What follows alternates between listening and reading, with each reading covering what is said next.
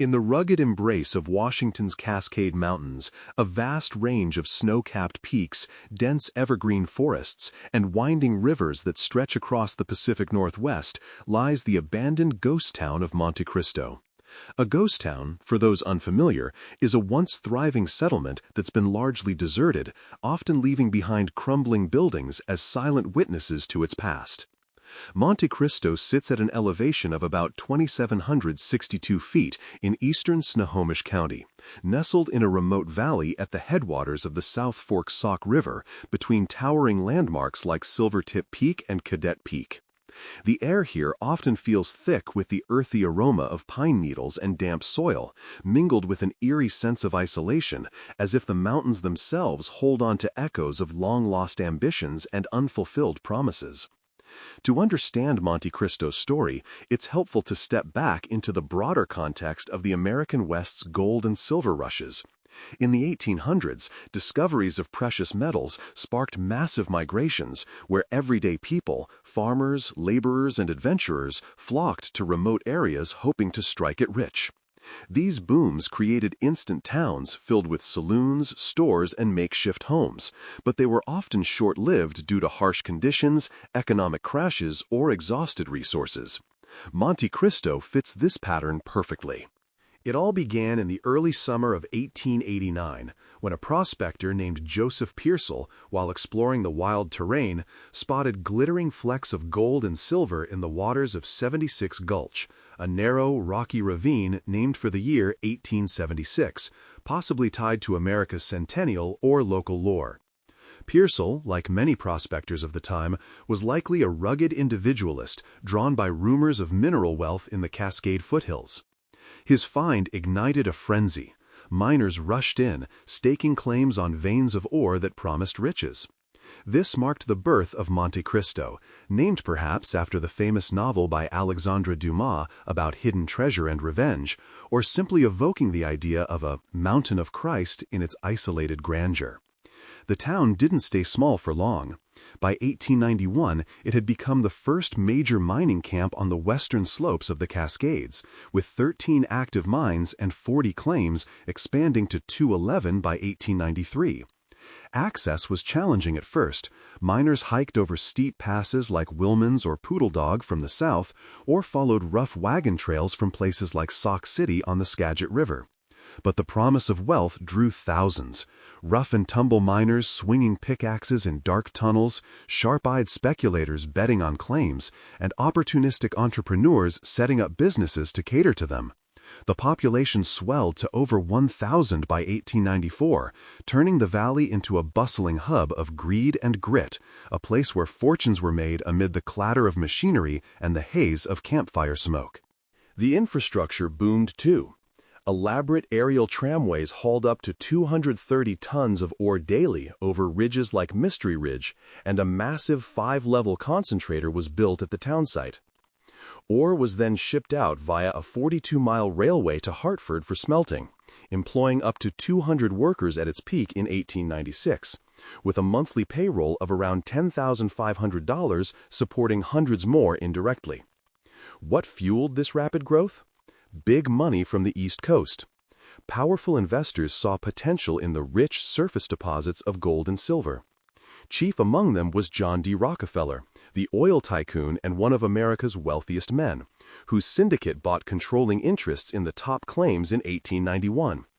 They paid handsomely, for instance, $470,000 to the Willmans brothers for key properties like the Pride and Mystery mines, securing 2/3 of the best holdings and bringing industrial-scale operations to this wild frontier. Another colorful figure was Frederick Trump, a German immigrant and grandfather of former U.S. President Donald Trump. Arriving during the boom, he ran a hotel that reportedly doubled as a brothel, offering food, lodging, and entertainment to exhausted miners in this lawless outpost where rules were loose and vices plentiful.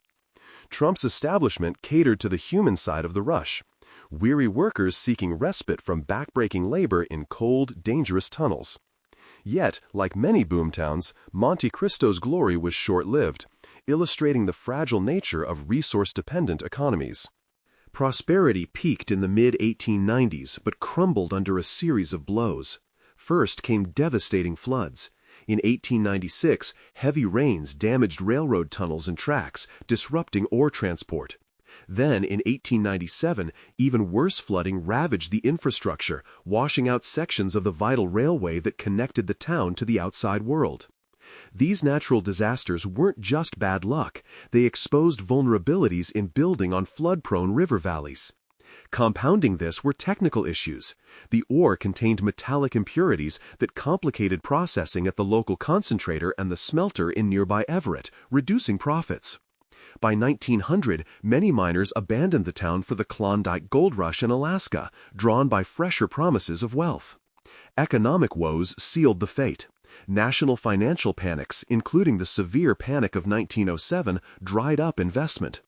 Ultimately, the mines ran dry because the rich veins were mostly surface level. Deeper digs below about 500 feet proved uneconomical as the ore quality dropped off sharply.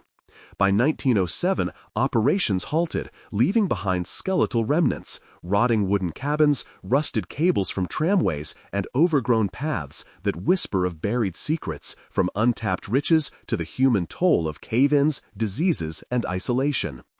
This decline adds layers to Monte Cristo's mystique today.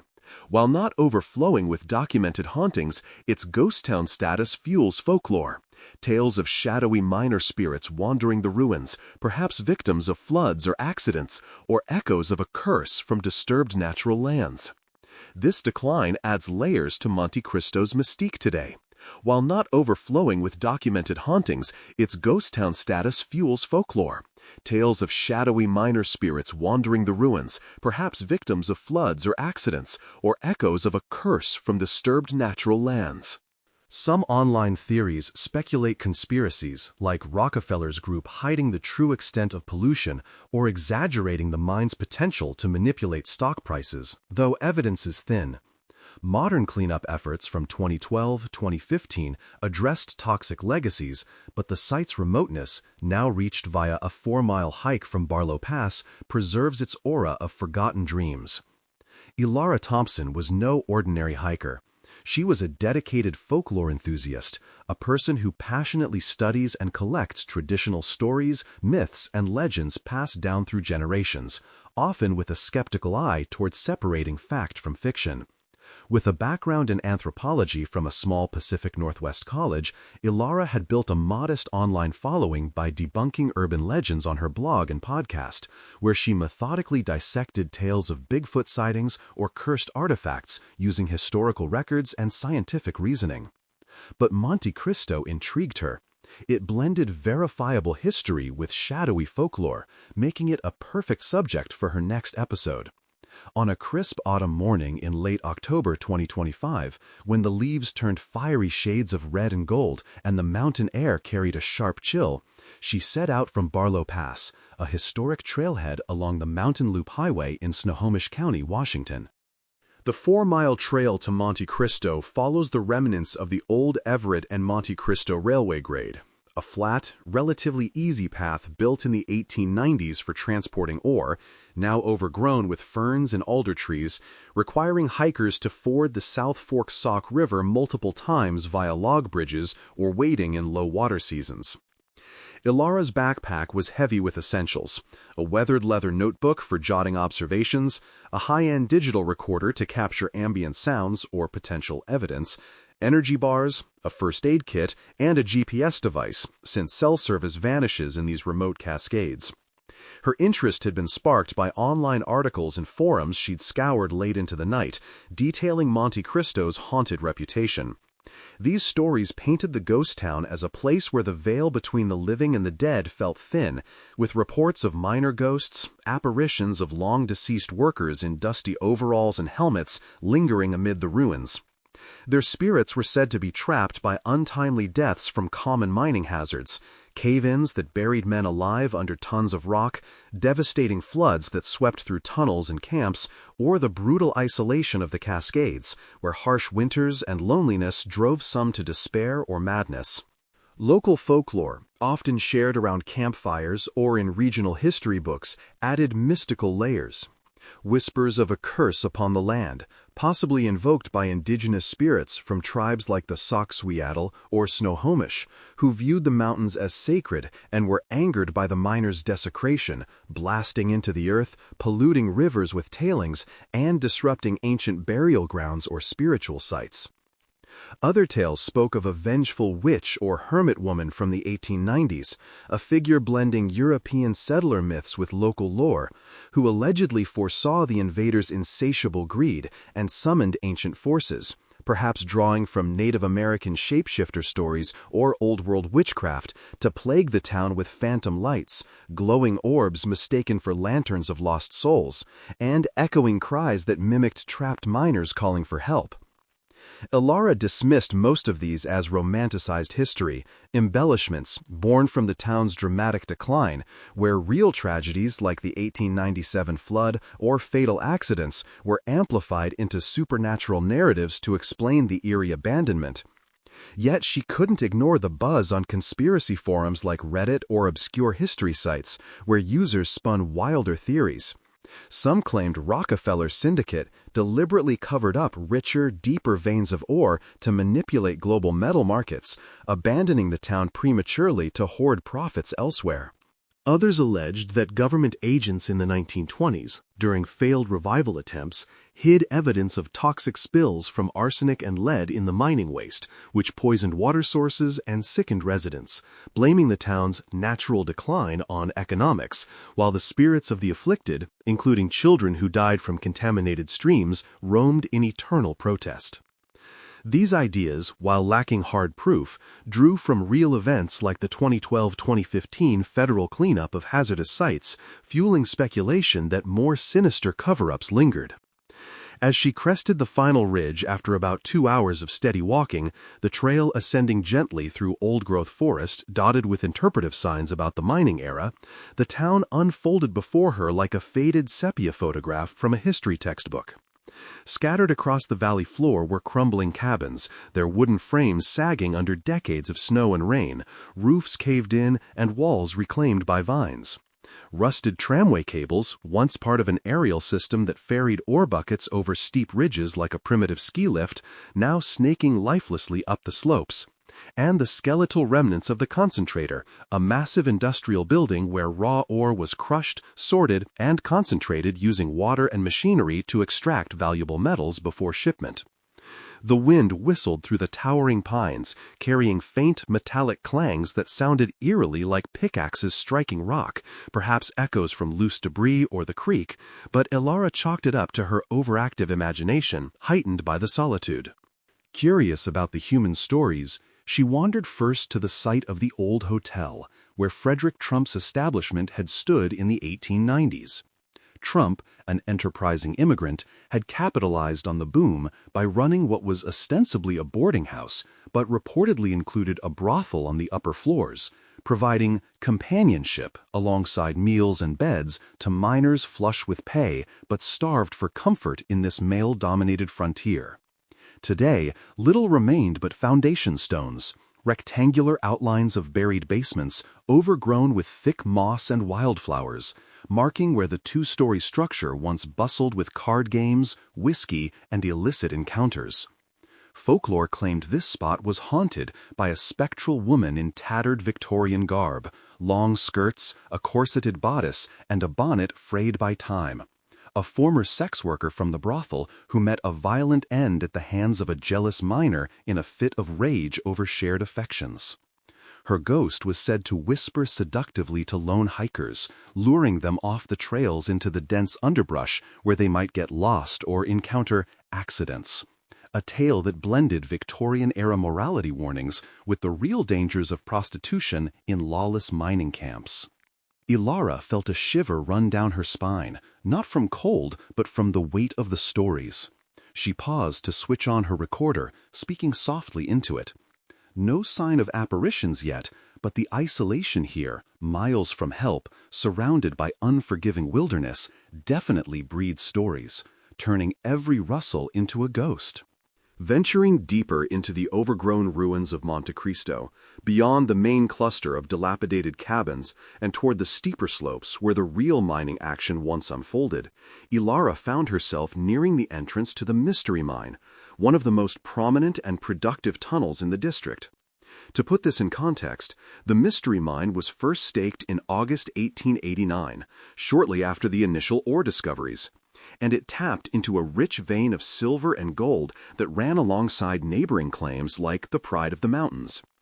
Its name stemmed from the elusive veins of ore, erratic, hard-to-predict deposits that baffled even the skilled engineers hired by Rockefeller's syndicate, who poured resources into mapping and extracting them, but often hit dead ends or lower-quality rock deeper underground. Unlike vertical shafts that plunged straight down, this was an adit, a horizontal tunnel driven into the mountainside for easier access to the ore, allowing miners to wheel out carts of rock without hoisting everything vertically, though it still posed risks like flooding or collapses. The entrance, now partially collapsed and barred for safety by modern Forest Service warnings, yawned like a dark maw amid the ferns and fallen timbers, a remnant of the mine's heyday when ore buckets zipped down aerial tramways from here to the concentrator below, hauling up to hundreds of tons daily at peak production in the mid-1890s. She paused there, catching her breath after the uphill scramble, but it was her loyal companion, Scout, a scruffy border collie mix she'd adopted from a Seattle shelter 2 years prior, who first sensed something amiss. She'd brought him along not just for company on the solitary hike, but also because dogs, with their keen senses, often picked up on environmental cues that humans missed, like distant wildlife or shifting weather. Suddenly, Scout froze mid-step, his ears perked and body rigid, before erupting into furious barks directed at the shadowed mouth of the adit, his hackles, the fur along his spine, raised in a primal display of alarm against what seemed like an invisible foe lurking in the gloom. Reports from other hikers and ghost enthusiasts often describe similar animal reactions in supposedly haunted sites, where pets whine, bark, or refuse to approach certain areas, fueling speculation about unexplained energies or residual echoes from the past. The air around them grew unnaturally cold, dropping several degrees in moments despite the mild autumn day, a phenomenon sometimes called a cold spot in paranormal lore, where sudden temperature dips are attributed to spiritual presences drawing energy from the environment. That's when Ilara heard it, muffled voices, sounding like 3 or 4 men conversing in low, indistinct tones, their echoes bouncing as if originating from miles underground through the labyrinth of abandoned shafts and crosscuts that honeycombed the mountain. Accompanied by the rhythmic clang of tools on stone, sharp metallic strikes reminiscent of hammers on chisels or pickaxes biting into rock, the sounds evoked the relentless labor of 19th-century miners toiling in dim lantern light. "Must be wind through the shafts," she muttered to herself, rationalizing it as a natural acoustic trick common in old mines, where breezes whistle through vents and create auditory illusions. But when she later reviewed her digital recorder, a sensitive device set to capture high-fidelity audio for her podcast, it had picked up something more chilling. A faint, desperate plea amid the static. "The flood's comin'! Get out!" Words that harkened back to the real historical tragedies, like the catastrophic 1897 flood that swept through the valley, destroying infrastructure and claiming lives. Her heart pounding with a mix of adrenaline and unease, like the rapid pulse one feels when stumbling upon something inexplicable in the wilderness, Ilara pressed on, compelled by the conspiracy whispers she'd uncovered on obscure X threads during her pre-hike research. These online discussions, often buried in niche history or paranormal forums, spun tales that the devastating 1897 flood wasn't merely a natural disaster from heavy rains and snowmelt, but deliberate sabotage by rival mining syndicates, perhaps competitors jealous of Rockefeller's control, who allegedly dynamited upstream dams or levees to flood the railroad and halt operations, masking it as an act of nature to avoid detection. her heart pounding with a mix of adrenaline and unease, like the rapid pulse one feels when stumbling upon something inexplicable in the wilderness. Ilara pressed on, compelled by the conspiracy whispers she'd uncovered on obscure X threads during her pre-hike research. These online discussions, often buried in niche history or paranormal forums, spun tales that the devastating 1897 flood wasn't merely a natural disaster from heavy rains and snowmelt, but deliberate sabotage by rival mining syndicates, perhaps competitors jealous of Rockefeller's control, who allegedly dynamited upstream dams or levees to flood the railroad and halt operations, masking it as an act of nature to avoid detection. Other theories delved into the esoteric, claiming that hidden chambers deep within mines like the Mystery held not just untapped gold, but ancient artifacts tied to Native American curses, sacred relics, or burial items disturbed by the diggings, guarded by ethereal watchers that manifested as apparitions to ward off intruders. While these ideas lacked solid evidence and often blended historical facts with speculation, they drew from the town's real ties to indigenous lands and the environmental desecration caused by mining, amplifying folklore about vengeful spirits punishing greed. As dusk fell, painting the sky in deepening hues of purple and orange, while lengthening shadows crept across the valley like fingers from the encroaching forest, Ilara swore she saw fleeting figures among the trees, spectral miners clad in ragged overalls, their faces gaunt and luminous with an otherworldly pallor, fading in and out like mist. Such sightings echo common haunted tales from the site, where visitors report shadowy presences of long-dead workers, perhaps restless souls from accidents or the harsh life that claimed many through disease, avalanches, or isolation.